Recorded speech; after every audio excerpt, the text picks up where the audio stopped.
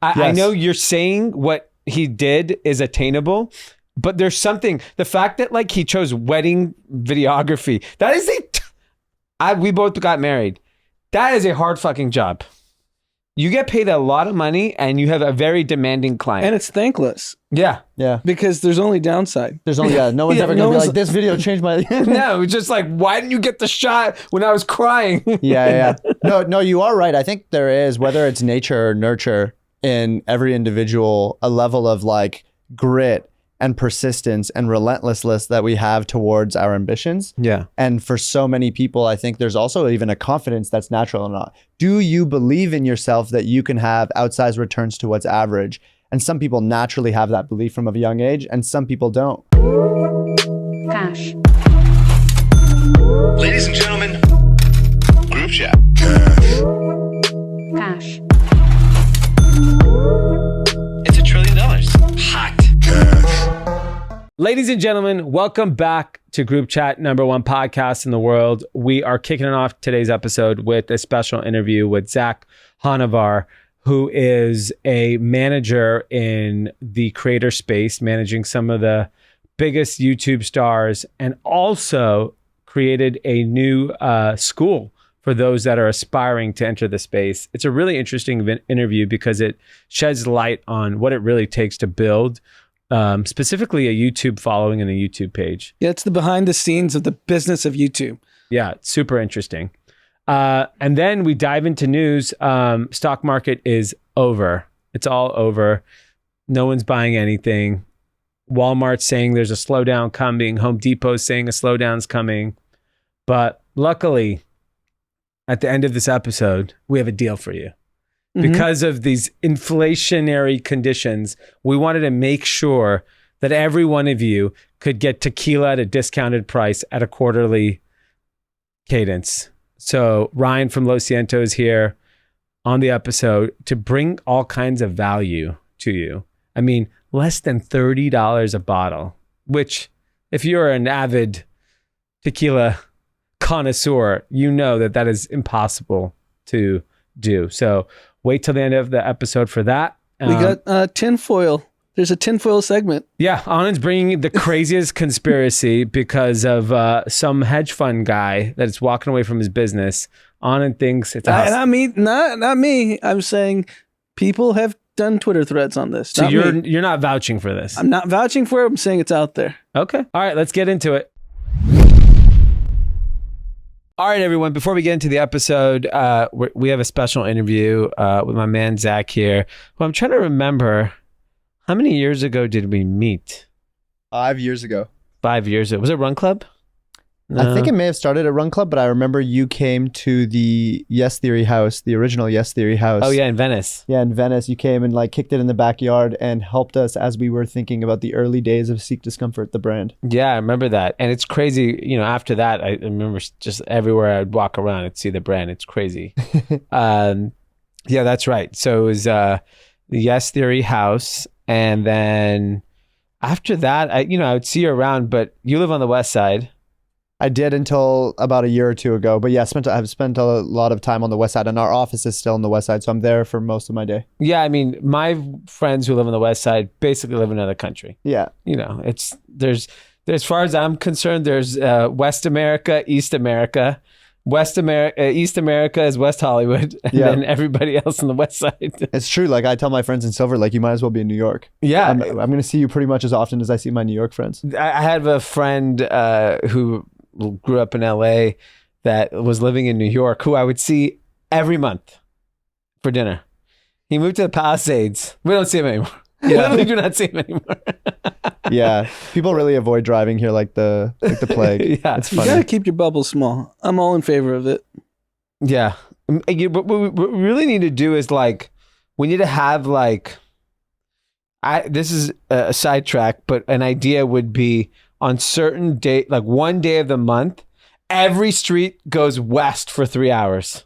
So this is your chance. You got to visit your family. You got to visit your friends. And then at 10 p.m. you can go east. It's like the biking thing, right? Yes. Ciclavia. Yeah. You know what? Some countries do this in the Middle East. I know Iran does this, where you can't go to certain parts of the city on certain days based on the if your license plate ends in an even or odd number. Uh-huh. So they're like Monday, Wednesday, Fridays. If you have an even number, you go, and then like weekends, Thursday, Tuesdays, I like that. you can do it. So then we just base it on that, and that would clear the city up. Yeah, that's a great idea. Like if you're just going to like go hang out on the West Side, you should be allowed to go.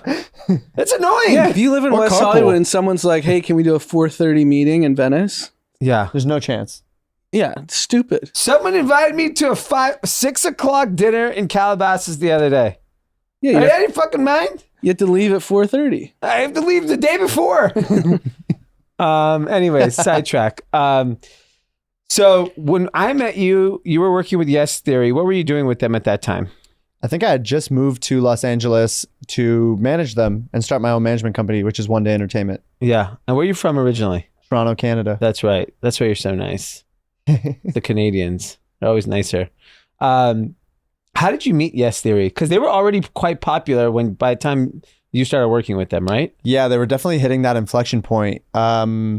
What is Yes Theory for people that don't know? Yes Theory is a group of guys that started this YouTube channel in probably 2015, 2016 that was making content all around this premise that the best things in life are outside of your comfort zone. So they would go on these crazy adventures and make these videos to inspire others to kind of see what that meant for them.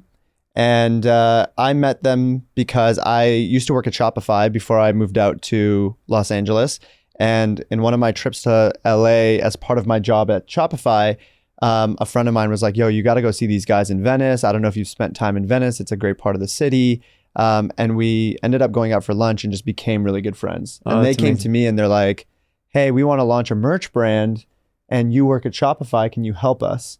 And that was kind of the beginning of Seek Discomfort. And we ended up starting a merchandising business together with Ryan Westberg, who you know. Yeah. And I still was a part of that while I was at Shopify. And one thing led to another. And because we like working together so much, they were like, why don't you actually move out here and manage us? Wow. And I didn't really know what management meant, but I really believed in them and the message that they were spreading and wanted to be a part of amplifying it. So I ended up making that jump, quit Shopify and moved out towards the end of 2017, early 2018 to do that. And how big is Yes Theory for people that don't know? Now they're, I think, closing in on 8 million subscribers on YouTube. But I think they view themselves as YouTube being a part of the real ideology and philosophy of what they, I think, stand for. And they've done now 3 documentaries. The most recent one had like an international, like premieres all around the world, and many, many other things that they've done that have been incredible. Yeah. Also really nice guys. Great guys. Brimming with positivity. I guess if you have a channel called Yes Theory, you can't ever be negative. Yeah, no. It's interesting to see, and then they'll be the first to tell you this, is like seeing what the Yes Theory means as they also evolve as humans, and what is uncomfortable to them evolves as they mature. Yeah. You know, what used to be jumping off, you know, a big tall thing into water or skydiving now no longer is uncomfortable. But, you know, having a tough conversation with your friends or Having kids or whatever. Yeah. now thinking about maturing in your life and where you want to spend your life becomes the uncomfortable thing that you need to face as an adult. That's interesting if they continue to document their lives as they get married, have children, whatever it is they choose to do with their lives. Yeah. It's so like, you know, uncomfortable for me is like, I don't know, writing like an essay for our kids' kindergarten now. It's like, that is probably the thing I dread the most, because I know how hard it's like whatever I say on these, you know, this sheet of paper could impact my child's future. Which is wild. Interesting. So what as they've matured, what's uncomfortable for them? I think one of the biggest things How old are they now? between 28 and 30. Okay. It's like moving in with your girlfriend. Yeah, like deciding, you know, even where do I want to live? So much of the fact that they all spent time in Los Angeles was because this was where an opportunity showed up for them with Snapchat in the early days to make a Snapchat show. And so now being even able to determine, like, where do I want to build my community? Where do I want to settle down? What's my circle going to look like? What is the evolution of Yes Theory? Do we still want to make videos? Can we face the harsh realities of like, what type of company do we want? So much of like the youthful ambition is always like more, bigger, billionaire. And then now you're starting to be like, do I even want that? What are the realities of billionaire? And is that something I even want? Fucking hard. No, yeah. Even aside from the hard, like, am I willing to put in that level of sacrifice? Do I want that type of lifestyle? Do I not want to be around for my kids and my family? And actually battling with those decisions becomes like far more uncomfortable and intentional. Yeah, that's super interesting. And then since then, you've obviously expanded kind of your agency. Mm-hmm. Who are some of the other creators you're now working with? So the intention was always to keep it very small. And I can go into this as well, because I actually believe that management shouldn't really exist in the creator economy. So I've always been very, very cautious with the relationships that I build, because I believe that the type of management that works is the ones that are very like intensive and intimate. True partnerships. And the philosophy that I want to bring to management was that creators needed managers that would help them build businesses outside of their channels, so that if they ever wanted to stop making videos, they had a real business that they owned equity in, rather than just doing short-term brand deals and taking a commission and having like 50 other creators that you represent, which is what a lot of like traditional Hollywood agents do. And so I wanted to do that for the S Theory guys. And in 2020, I ended up connecting with Eric, who's the creator behind the channel Eric, and really felt strongly that he had what it took to like be the biggest channel in the world, which was his ambition, and still is his ambition, and felt like I could play a good role in helping guide him there.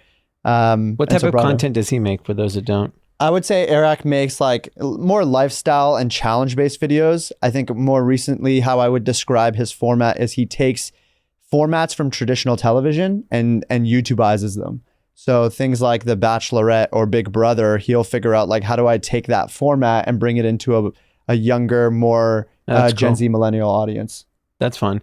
And how long has he been doing it? Since 2020. So from 2020, he went from 0 to 1 million subscribers in the year, which was his goal. And in then 1 year? In 1 year. Wow. Which was a goal that he set at the beginning of the year on January when he started his channel. And he hit it on December 27th as part of like a crazy campaign that we did. And then now today, I think he just broke 12 million subscribers. Wow. So what was his background, and how was he so deliberate? So his background was he ran a wedding videography business where he would essentially help people build their wedding videos and contract out to freelance videographers and editors across the country. That is not what I thought you were going to say his background was. Yeah. I was like, no, he used to host a game show on... No, super entrepreneurial always, but then COVID hit. Yeah. And when COVID hit, his business... went to zero. Got fucked. So he kind of sat around and was like, I think the reason now when he reflects, the reason he even did wedding videography, because he always wanted to be a creator, but because that didn't seem like a real job, he was like, well, I still want to do something with video. Here's like an adult thing that people get that's like still a business and is respectable, but at least I still get to do video stuff. And then when the pandemic hit, it was almost like the world told him that like, that's not as secure as you thought. And maybe he took that as a sign of like, maybe I should just actually go after what I want, which was always to just be a creator. And so Eric is a very all or nothing guy. He's a very like, he's going to throw his backpack over the fence and go after the thing. So he was like, all right, not only am I going to try to be a creator, but I'm going to set this audacious goal that I will get 1 million subscribers this year, and then built a channel around that mission. And I think his second or third, one of his early videos was around filming at the location for where Stranger Things is shot, because that was in his hometown. It was readily accessible. It was quick, and that got a lot of traction. And then one thing after another kind of rolled. And how old is he? He just turned 25. Whoa. Fuck. So these, like, I think it's fascinating because whether it's Mr. Beast, Eric, Yes Theory, these guys all at a pretty young age kind of realized the power of specifically YouTube and creating content around it. What makes them like, does it feel like, if you're listening to this, does it feel like attainable to do what these guys did, or are they just like unicorns? No, it's absolutely attainable.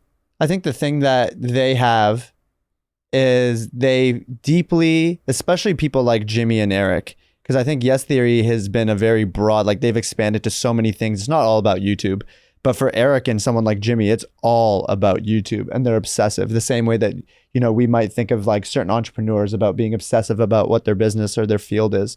And I think the thing that anyone can have is if you truly spend your time doing something that you find is interesting and you are obsessive about learning more about that space, then anything is really possible. So I think the thing that makes it easy for them is that I don't think they classify it as work.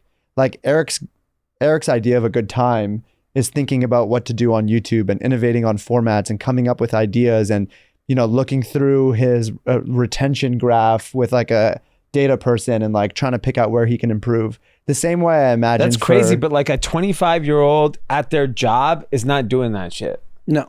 But that's because most 25-year-olds at a job aren't doing the thing that they're genuinely passionate and interested in. I bet you Eric was doing that with his weddings though, and I would find it hard to believe And that he was been obsessed 22 with, then. Yeah, 22-year-old. My point is that innately he's different. Like I don't think I know you're saying what he did is attainable, but there's something, the fact that like he chose wedding videography, that is we both got married. That is a hard fucking job. You get paid a lot of money and you have a very demanding client. And it's thankless. Yeah. Yeah. Because there's only downside. There's only, no one's ever going to be like, this video changed my... No, it's just like, why didn't you get the shot when I was crying? Yeah. No, you are right. I think there is, whether it's nature or nurture, in every individual, a level of like grit and persistence and relentlessness that we have towards our ambitions. Yeah. And for so many people, I think there's also even a confidence that's natural or not. Do you believe in yourself that you can have outsized returns to what's average? And some people naturally have that belief from a young age and some people don't. Yeah. And I think that's like a thing that I think people can work on, but it is to some degree innate. Yeah. And so how quickly did, in his 2020 journey, was he able to monetize what he was doing? Like, was he able to make a living off of it? Oh, yeah. First year? Yeah, first year. I mean, for him, it happened so quickly. I think within his first 10 videos, he did a video where he snuck into a Jake Paul fight to interview Logan Paul, found Logan and interviewed him and did it in a way that was like not very intrusive, did it a little bit more elegantly than I think other people have done it. And the video did really well and he was able to grow a following from that. He didn't, by no means was like rolling in it. He was like sleeping on a mattress on his friend's couch or in his friend's house and scraping by. But it was enough for him to put all of his waking hours into it. Obviously now with 12 million subscribers, he's fine. He's fine now. Yeah. And what's fascinating is you're talking basically 2 business years, really, right? Correct. This happened in. So 0 to 1 million first year, 1 to 12 second? No. I think it's just been 3 years. No, yeah, Sorry. 1 to 2. 0 to 1 in 2020, 1 to 3 in 2021, and 3 to 10 in 2022, and already at 12. Whoa. Fuck. What's crazy is if you think about it from, and maybe I'd love to get your take on this.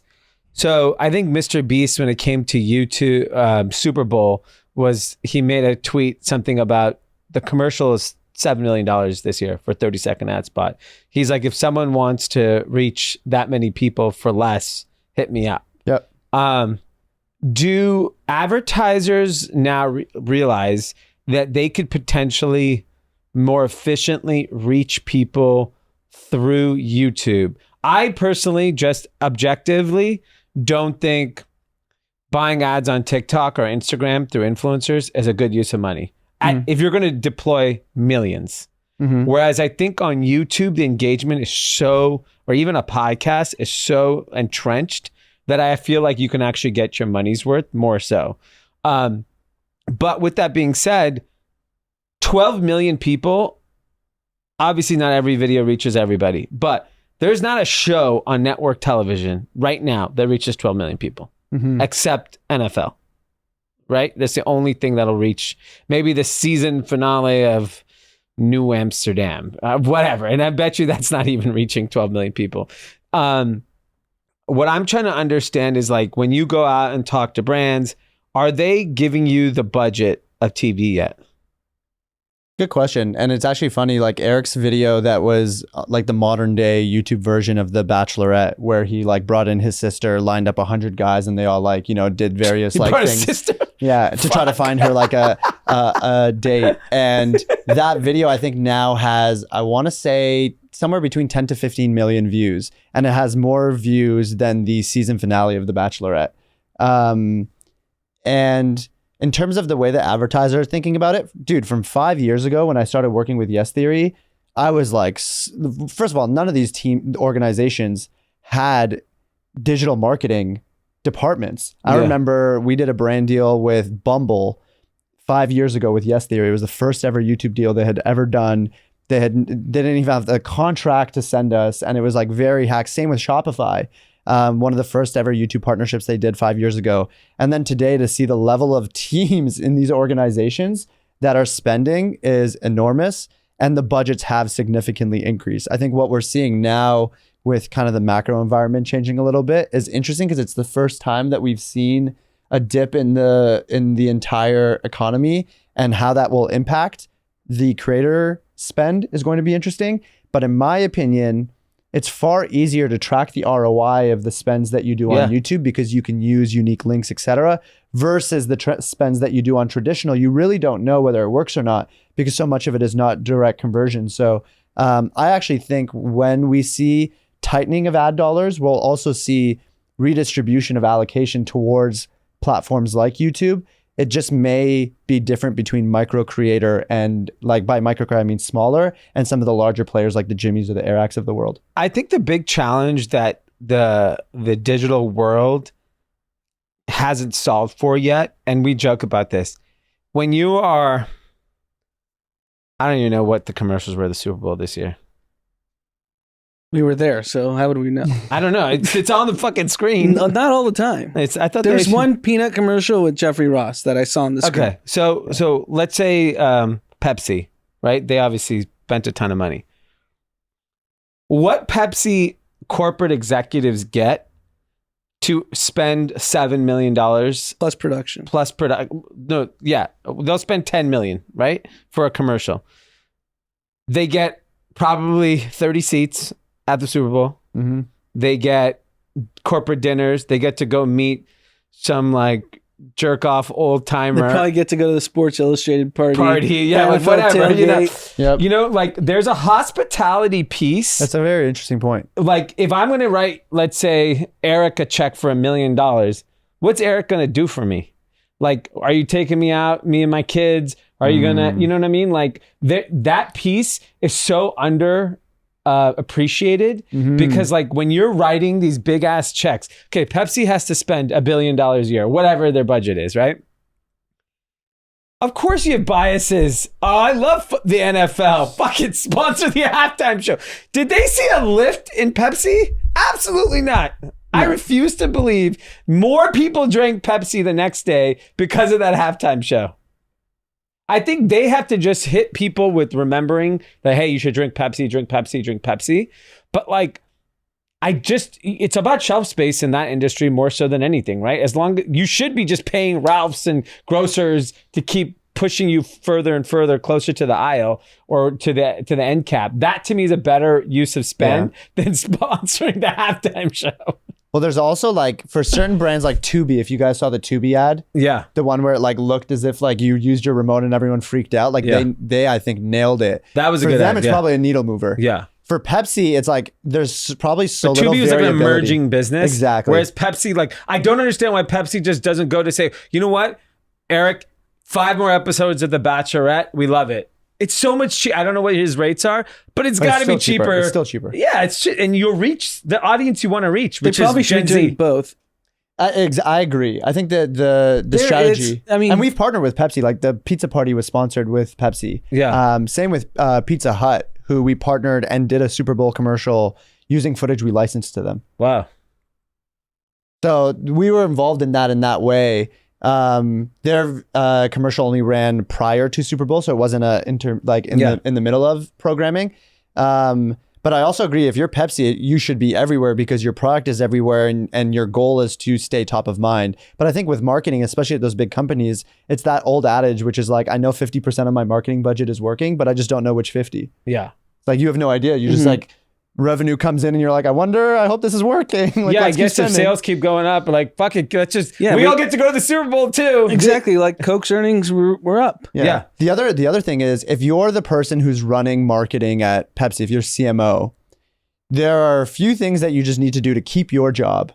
If you rock the boat too much and you get experimentative, what is the upside for you? Yeah. For And sure. like redistributing marketing budget all the way to digital, it's a very high risk, low reward.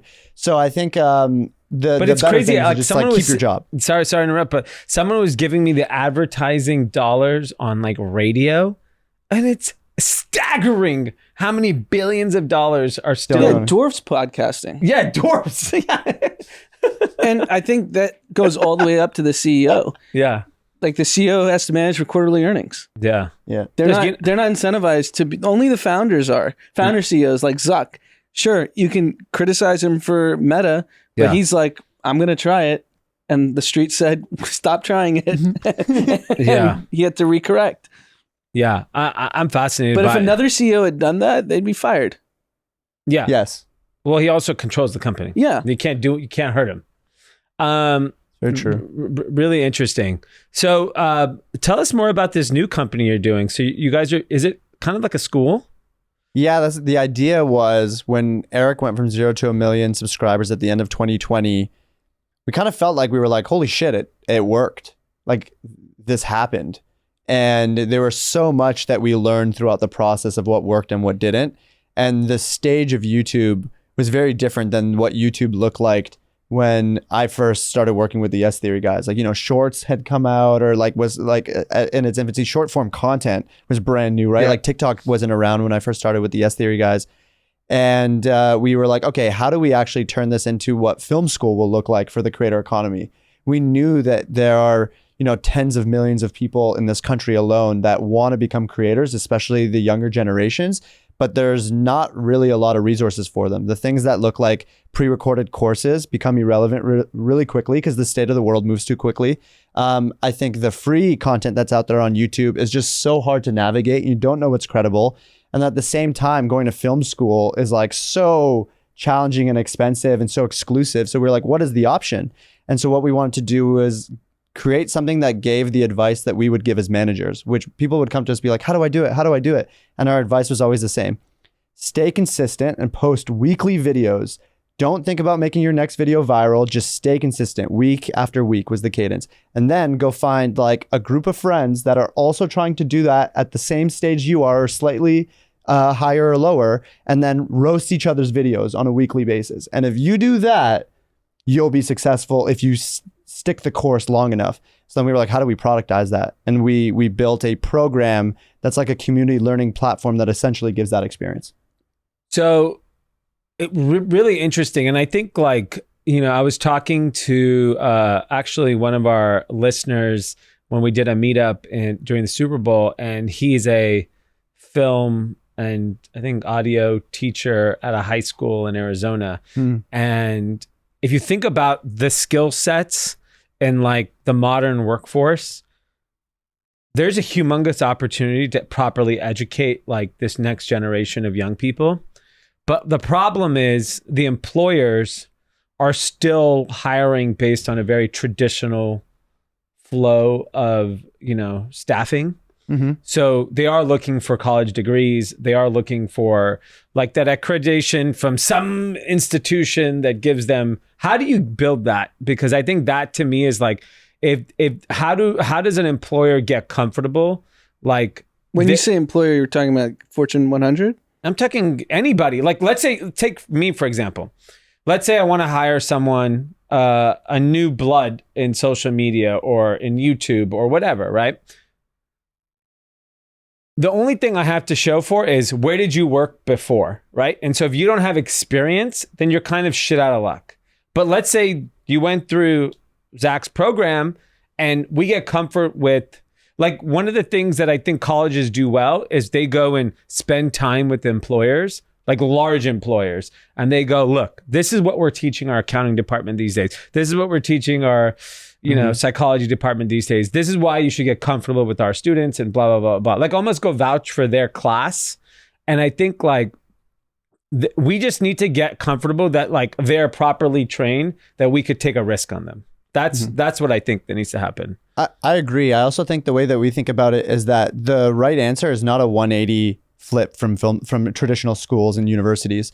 Like a lot of people think it needs to be completely different and it should just be whatever costs. And I think our answer is schools can continue doing what they're doing and they serve a great purpose and the bar is not going to swing that quickly. However, there's a specialized type of content and substance and curriculum that schools are not going to be able to keep up with, given the nature of like red tape and bureaucracy internally. So can we act as almost like the digital content specialization that can also sit within film school? It can sit within communications programs, journalism programs, and then teach them the things that are digital content specific that they're not going to be able to learn because the curriculum won't be able to update fast enough.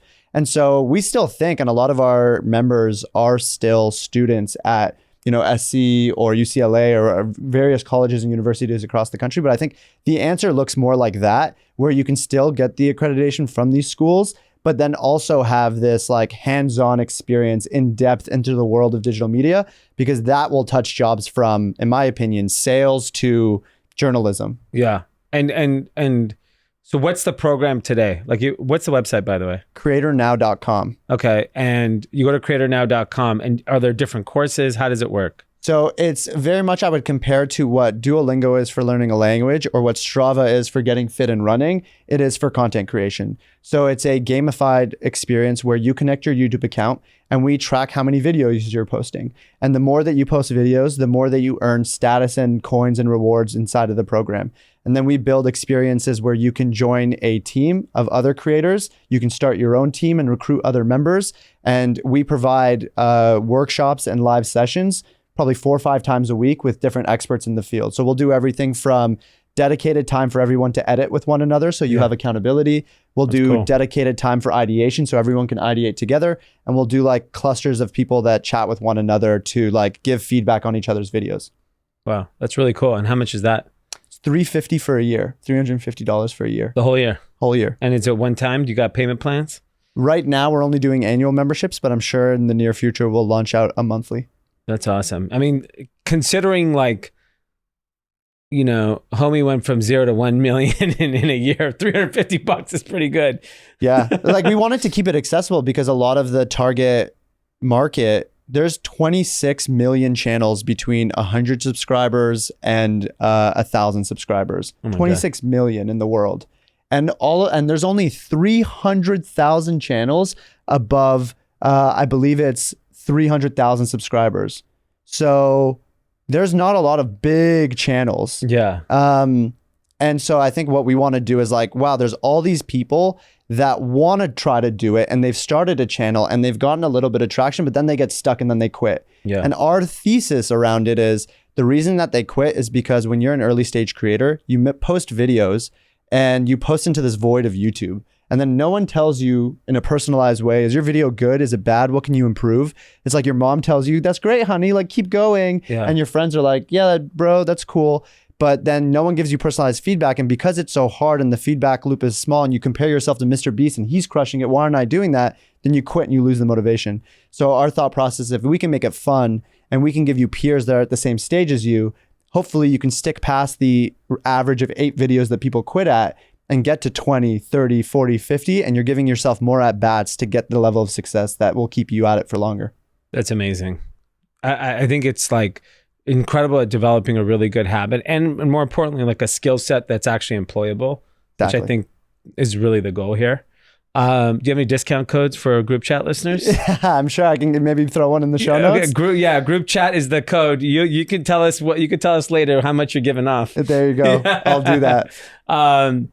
Zack, thank you so much for coming. I would love, on a final note, what is like, one, can people reach out to you and where can people reach out to you? Twitter or Instagram at Zack Honarvar, ZackHonarvar. Okay. And I check my DMs. So just DM me or tweet at me and I'll always answer. That's amazing. And then, if you're going to give someone, because I think the interesting thing about our listenership, regardless of industry, age, background, everyone realizes you have to like build a following somewhere because it does have an impact on your career. Yeah. so whether that's LinkedIn, whether it's Twitter, whether it's TikTok, whatever it is, what do you think, what advice would you give someone that is like at the beginning of that journey? Yeah, this is so top of mind too, because we think about this for our members. I would say the number one thing is to not worry about all this like optimization or tagging or all this like minutia of these details, and just focus on putting out a plethora of content at the beginning. And don't worry about the fact that people will think it sucks, because it will. Yeah. And you stressing over the finer details of it aren't going to make it suck that much less. So you have to just be okay with whether you're starting to tweet consistently or starting to make YouTube videos consistently or starting to make TikToks consistently. The beginning is going to suck. So the faster you put out a plethora of content, you'll get more at bats to figure out, okay, what are the things that I suck at a lot, and what are the things I kind of suck at? And then from there you can get into, okay, how do I do that better? Yeah. But you have to get through you have to let almost like the sink run and let the water come out for a bit until it gets to the good water. Yeah. That's incredible advice. Oh yeah, I have one last question. Should we ban TikTok? Yes, I think it will happen. And I think we should. Wow. I agree. I've been saying it for 3 years. But I'm saying it from like your business standpoint. Yeah, I think YouTube has already developed Shorts. Shorts, I think, is working. I think it's already proven that it's a competing product. There's a lot in it that the experience is still not there, but I think the YouTube team can get there from a product perspective. And they also have the ads infrastructure, which I think give them a competitive advantage in that world. But also even from just like a global perspective of the importance of America's power dominance on a global scale, I think it is the right choice for TikTok to be banned. And I think it is a matter of when, not if. And so if we're just what I tell the creators as well is to like expect that this is going to happen. So make sure that you diversify your audience and don't just like single rely on TikTok to be your platform. But I would say that for everybody. Amazing. That's all we wanted to hear. There you go. All right. Thank you, Zach. Thank you guys for having me. All right. That was really fascinating. Learned a lot. Yeah, I think YouTube's one of these things that everyone knows is massive, but no one actually understands how it works. Yeah, and I think it's also like YouTube is so big. Mm-hmm. Like the impact it could have on your business is so life changing that I think it's kind of like if you have anything that's like consumer facing, you kind of have to have a presence on the channel. Yeah, I think it's interesting. We've had this conversation with a bunch of investors offline, and at least VC investors, tech investors specifically, that it's almost impossible to scale efficiently on Instagram, YouTube ads, TikTok ads, any of these ads. And especially if you're small, and it's just completely inefficient, and you have to do it through media. Yeah. So like unless your product just goes viral, how else can you go from like 100 users to 1,000 users? It's impossible. It's virtually impossible. And the days of, overfunding D2C businesses, it's over. It's over. So you actually have to get creative. You have to own media. Yeah. I love it. The other thing you don't need to own are stocks, because they're over. They've had a rough week. I might be right now. We'll see. The Dow is flat on the year. I think the S&P is still up. S&P is up 5%, a little less than 5%, not even 3% now. I said the bloodbath will continue through March, and I thought it would be stable for the whole year. That's my gut tells me is that we're going to continue to see these massive spikes, massive drawdowns, and it's going to be a while before we go in one direction or the other for a long period of time, because information, like we saw last week, inflation is still here. There's no sign of lower inflation. There's no sign of the consumer spending dipping, like real signs. We got some earnings from Home Depot and Walmart sharing some information, but like for the most part, the economy's too hot, unemployment's too low. We have a huge jobs report this week coming out. It'll be hot. It's gonna be piping hot. Yeah, no one's getting laid off. Yeah, that's my point. So like, if you believe inflation has to be controlled for the stock market to go up, because the yield. Yeah, it's the yield. Fed, right? So basically, all the stock market cares about right now is what the Fed is going to do. And now that everything is showing that the economy is stronger than ever, and inflation's not going anywhere, unemployment's not going anywhere, and yeah, everyone's terrified. Like the 10-year yield is highest it's been since November, which is when everyone was expecting the Fed to be as hawkish as possible. So, I mean, yeah, and here's the other thing, the elephant in the room with the stock market, which is actually what makes me really fearful, is the options market is so massive now. So the volatility could be just here to stay, because options are mostly short-term trades. So if there's like hundreds of billions of dollars being traded on these names in short term, they either dump the stock or they acquire the stock, and it just really leads to this, like, when will we either see a sustained rally or we saw a sustained downward turn, but now everyone's just playing both sides. Because even though the stocks, you can say so many of these companies are massively undervalued at this point, given the fundamentals, but you can make 30% in a week. You're dumping. Yeah. Why not? You're a hedge fund. Yeah. Why do you care? Because a lot of these companies go from like $15 a share to $20 a share, then back down to 15. Which is insane. Those types of swings. In like a matter of a week or two. Yeah. I mean, just in the last 2 weeks, you look at the volatility of some of the biggest companies in America, it's insane. You just 10, 15% off $1 trillion companies. Yeah. So like at what point?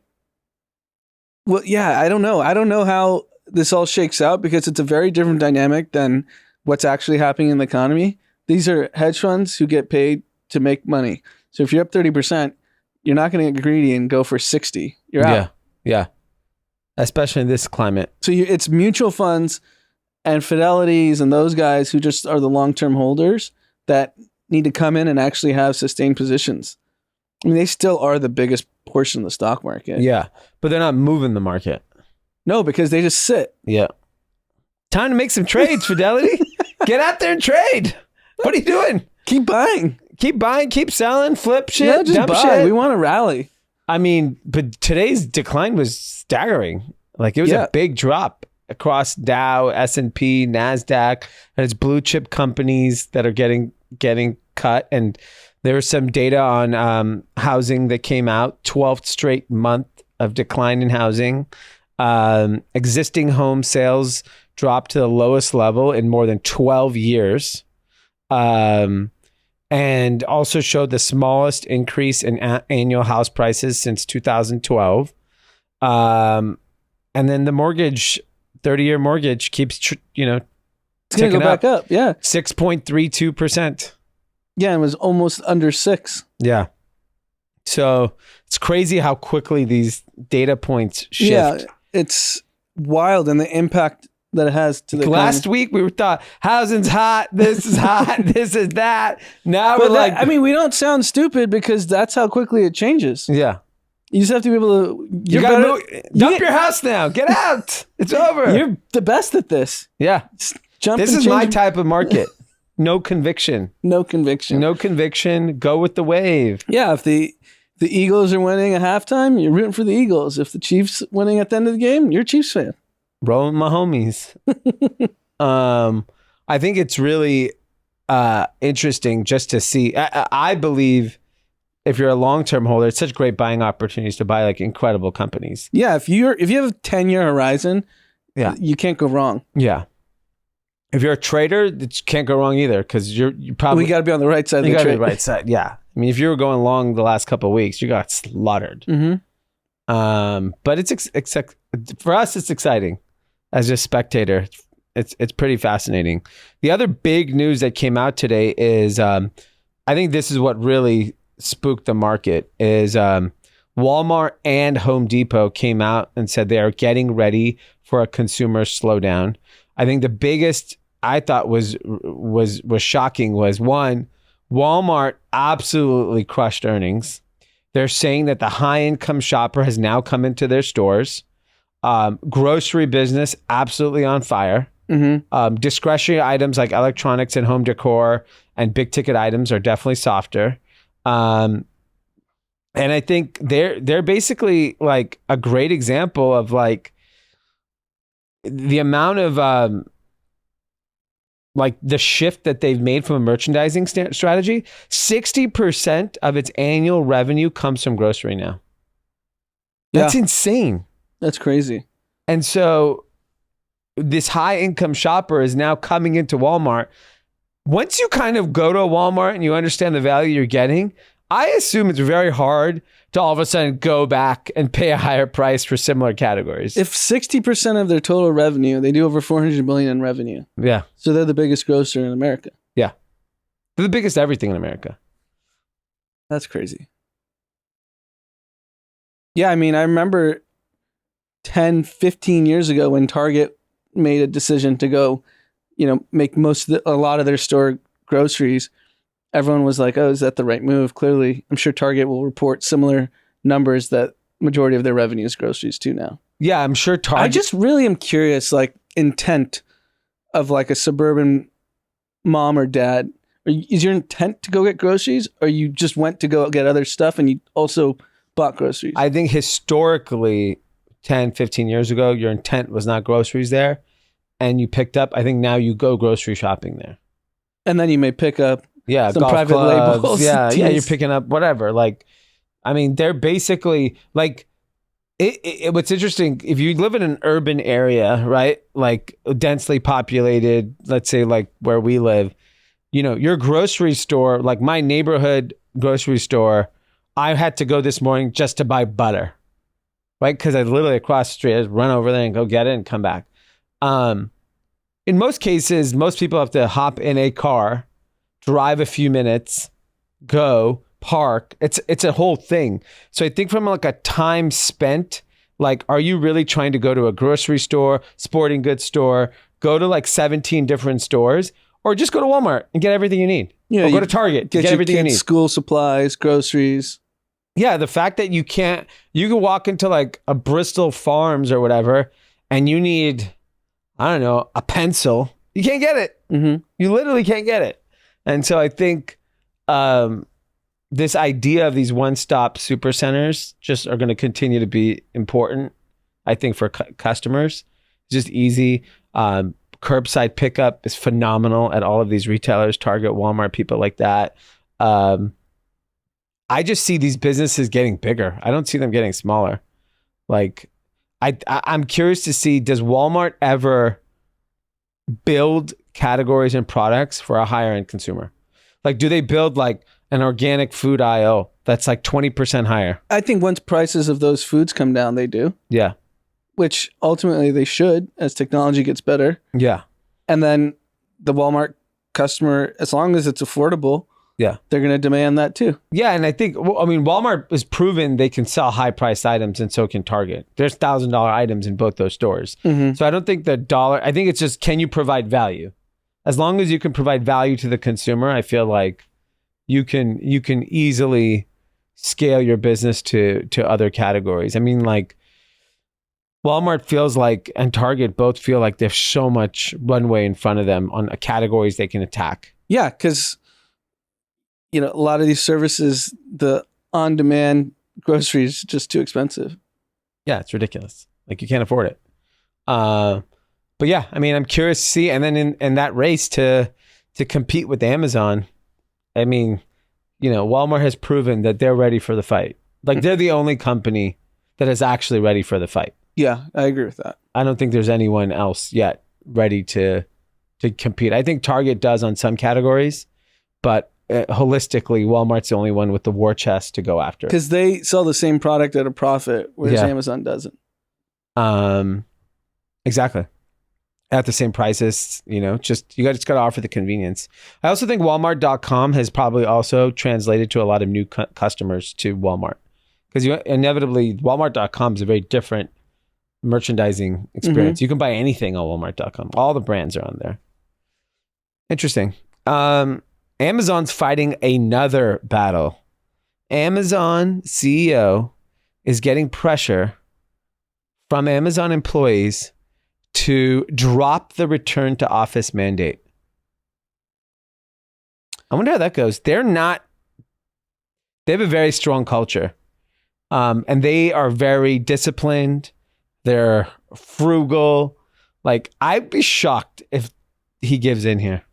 I don't know why they would give in, especially Amazon's in an industry where we joked about how unemployment's going to be piping hot. The Amazon corporate, employee doesn't have the options they did 3 years ago. Yeah. To jump around. Yeah. So why would you give in? And Amazon's already locked into all these leases. They probably own half the buildings in Seattle. Like, they already have the space. What are they going to just let it go empty? Mm-hmm. Yeah, I think these companies have to stand pat. Like, I don't think Disney's going to back down. We talked about that yesterday. Yeah. And that was only 2,000 employees. I mean, Disney has hundreds, thousands of employees. Mm-hmm. And yeah, I think these are more like headlines that similar to our TikTok clips when you talk about work and remote work. People just love to just have an opinion on it. Yeah. But I don't think it's moving the needle. No, I agree. Interesting. Guess who's not returning to the office? Ray Dalio. Yeah. Ray Dalio is getting, according to Business Insider, is getting billions of dollars. They're pushing him out to retire. Yeah. Is it pushing out? It sounds like he's getting pushed out. The board's asking him to leave. And they're giving him a crazy package to leave. It's interesting because maybe it's Ray Dalio has become a public figure the last 5 years, and maybe they just didn't think he was focused. It took 6 months of negotiations to settle how much money the hedge fund was willing to pay Dalio to walk away. They're pushing him out. Yeah, I mean, and man, that firm, from what I understand, is so kind of close to the vest at the senior ranks that it's not as simple as like everyone knew what was going on. You can choose from like 10 lieutenants. It's so funny because it's a culture where famously the junior person can tell the senior person he's an idiot in a meeting, and that's like kind of encouraged. But from what people say is like the actual trades are very secretive. Like if no one knows we're what's going buying on. Apple and shit, we don't know. No one knows what's going on. They're a $150 billion fund. Ray Dalio is worth $19 billion. I mean, how many billions did they have to give this dude to walk away? 5? Yeah, easy. He could buy a team. He's one of the few people. Yeah, who can actually afford a team. Man, I mean, isn't Ray? I feel like everyone just quotes Ray Dalio all day, every day. Yeah, he's written a bunch of bestsellers, and he's attracted a millennial audience that's not in the hedge fund industry. No, like so many young people talk to me about Ray Dalio books all the time. Principles. Yeah, there's a guy, and we can edit this if you think it's too tinfoil fat. His name's Josh Wolf. Okay. Runs a firm called Lux Capital. Yeah. And he's convinced, and he's gone on Twitter threads, that Bridgewater is washing money for the CCP. Wow. So there's no trading going on. In and out. That's huge. You know, I'm all for tinfoil.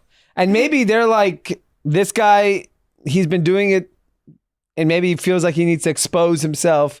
And the firm's like, look, here's 5. We're going to keep washing.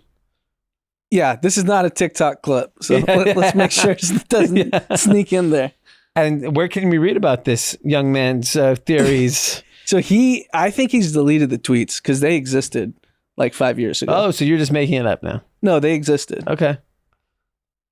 All right. He also bashes Elon too. Same guy. That's an insane accusation at $150 billion.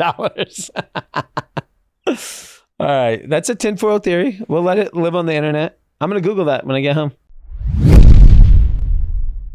All right, Kathy's. This one's for all my tequila drinkers, which I assume everyone drinks tequila except Anand. He's the last vodka drinker in America. Last one. Okay. It's a dying spirit. It has no spirit left, as far as I'm concerned. That's okay. You're gonna hang in. Once it stopped being on the shelves, then I have to stop. So you'll probably have to buy Russian vodka soon. I might. All right, we got Ryan Tierney here from Lo Siento. He's here because what are we launching, Ryan? We are launching the Lo Siento Case Club. So it's a subscription-based members club. You get one case in the mail every quarter, so 6 bottles. With shipping. With shipping. Included, which is no joke, because you shipped me some tequila the other day and I saw the bill of the shipping on it. I could not believe how much it cost to ship alcohol. You also ship some to like Aspen and stuff. So with shipping, 6 bottles, what are we getting? So you get a case. Members have a members only portal. So we're making custom members only merch. We got these new denim jackets that we're rolling out. Those are only going to be available for purchase from our members. We also, we want to do some community building through the Case Club. So members only networking events, whether we're doing, private dinners at the HQ on Abbot Kinney or, bigger full-fledged parties, we are going to do a lot of members only stuff to, provide some more access around town and, get people acquainted. I think the most interesting part is, one, there's a couple of real reasons, in my opinion.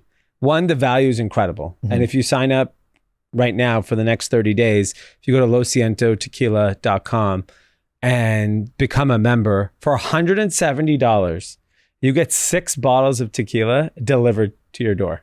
To your house every 3 months. If you're going to barbecues or you're hosting or, you have any social life at all, sign up. Yeah, it's just so cheap. To get for example, if you were to go buy any of the competing brands in our category, 6 bottles is $300. Yeah. Easy. Sure. In my neighborhood, it's like $360 it's like $60 a bottle plus tax. Yeah, exactly. And then if you buy it online or you buy it through any of the apps, it's forget it. It's like $75 delivered to your door for a bottle. So this is a no-brainer for any of the tequila drinkers. And we're shipping to 39 states. 39 states direct to your door. There's some weird states that we don't ship to, like the other 11. The other 11, we're not. Yeah, I don't know. The normal states, you guys will get it. Don't worry. I bet I could guess the 11. Yeah. Utah is one. Yeah. Yeah. I think like Massachusetts. Massachusetts? I don't Oh, know. scarlet letter.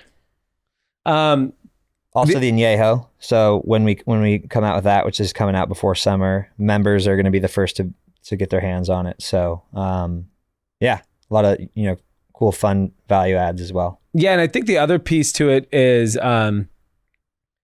if you are planning to come to LA in the next 6 months, or if you live in the Southern California area, Lo Siento parties are insane. Yeah, they're fun. They're really, really, really fun. So, and that's open to everybody. So you can go to the Lo Siento Instagram, sign up for the text, and get invited to all the events. They're epic. Everyone should sign up for those. I get a headache just watching the Instagram recaps from the weekend. It's fucking wild. Yeah. And then the other icing on the cake is, you casually referenced the HQ, which I got to check out recently. It is on Abbot Kinney, above, like literally in the heart of Abbot Kinney. And it is an insane space, which you are hosting. You're doing content, you're throwing events, you're throwing parties, maybe some after hours. Occasionally. I'm sure the landlord loves that. Yeah. But I think the access to that space this summer is going to be nuts. Like, especially if you're planning on utilizing it and opening it up for events, like it's going to be nuts. For sure. And it's also cool where we can integrate into other communities around town, like the Venice Backgammon Club. We had them last Monday and we had the whole club at the house playing backgammon for a night. It was open bar. Oh, wow, that's cool. I can't believe how many of these clubs there are in Venice. Yeah, you guys are just bored out of your mind playing fucking backgammon? There's a Venice Run Club. There's all sorts of clubs out there. Running I get. I appreciate running. But backgammon? Can't you just do that online? Not the same. Aren't backgammon players like 70? No, these are young. No, the club is interesting. There's people who are 25 and there's people who are 75. But everyone's getting hammered.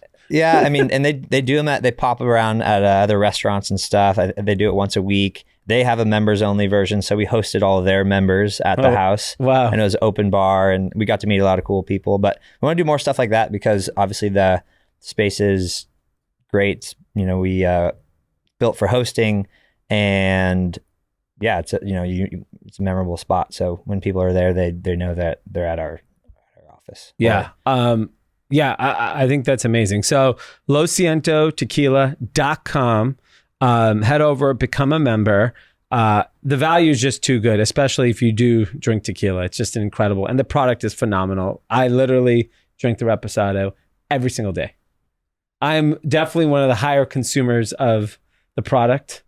I mean, Ryan drinks a lot too, but we're neck and neck. But I'm not every day. I drink mine more in tranches. Yeah. Barbell approach. The barbell approach. Yeah. I'm more like the S&P 500. I'm growing every year. Yeah. But check it out. And then for all the Chatty Cathy Club members, there's a little special something for you guys if you're interested in joining the members. So hit the Discord, and I'll give you that information. And we are going to plan to do a special group chat live for all of Lo Siento members and Chatty Cathy Club members. So sign up for both and you'll get the best access. We'll be doing that in mid-March. Okay. But we're also launching in San Francisco in March. Oh, San Francisco. Nice. Indians, there you go. Tequila is coming to San Francisco. We're in San Francisco. We're launching in San Francisco proper to start, right? Mainly in the city, in the marina, and Soma, a lot of the fun, Triangle bars. Yeah, younger hot spots, but also, across the luxury sector too. We do really well there, and we have a pretty big book of business lined up. So there'll be parties in San Francisco. Oh yeah, lots of parties in San Francisco. Lots of parties in Nashville. Parties coming soon in Scottsdale. Hope so. And then all summer long at the waterfront, right? Yeah. That's already started. Yeah, I feel like that doesn't stop. I just get exhausted hearing you just say parties and part of the game for us. Yeah. Like it. So San Francisco. So if you're in any of those cities, hit us up at Lo Siento's Instagram. Let us know if you got even restaurants, venues, or even if you're a restaurant in LA and you don't have Lo Siento yet. We're in all the incredible restaurants and nightclubs all over town, everywhere from West Hollywood to the West Side. So hit us up. And if you're out and you're just going out to dinner, order some Lo Siento. or request it. Request it. If it's not there, you need to request it. Definitely request it. Helps us sell into that account easier when they've heard the consumer base wants it.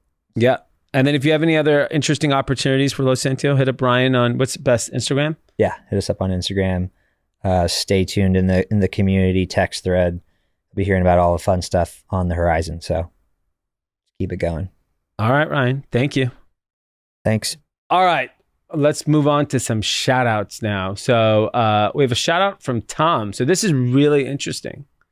Tom, who I've met before, is launching a new property tech startup called Rental, RENTL, and allows retail investors to buy shares in new build, short-term or long-term rentals properties in under 10 minutes and from as little as £250. So I'm guessing this is mainly for the UK area, but I probably can take money from everywhere. We'll have to ask Tom if that's possible. And so he just wanted to let everyone know about what he's doing. And if any Cathys want to get involved and are interested in this type of industry, reach out to Tom. That's his Tom at rental.co.uk. That's RENTL.co.uk. He's currently fundraising. And check this out, Cathys. After he's finished his fundraise, he's going to donate some shares of the company to the Chatty Cathy Club. Wow. Wow. This is now becoming the new Mormon church. You start a business, you got to give a piece to the club. Yeah. I like it. Did you see the Mormon church got in trouble today? Yeah, I did. I knew you were going to say that. But shout out to Tom. So if you see this IPO in 10 years and you're a Chatty Cathy Club member and you didn't get a piece, Yeah, it could be early. you have his email. You can hit him up and be like, where's my shares? I like it. Congrats, Tom. And I think all the real estate people, you should hit Tom up. It could be an interesting opportunity for you as he builds his business. And Chatty Cathy Club members, you just got some equity in a property tech business. Kind of hot. Love it. All right. That's all we have for today's episode. We will see you back here on Thursday. Bye-bye.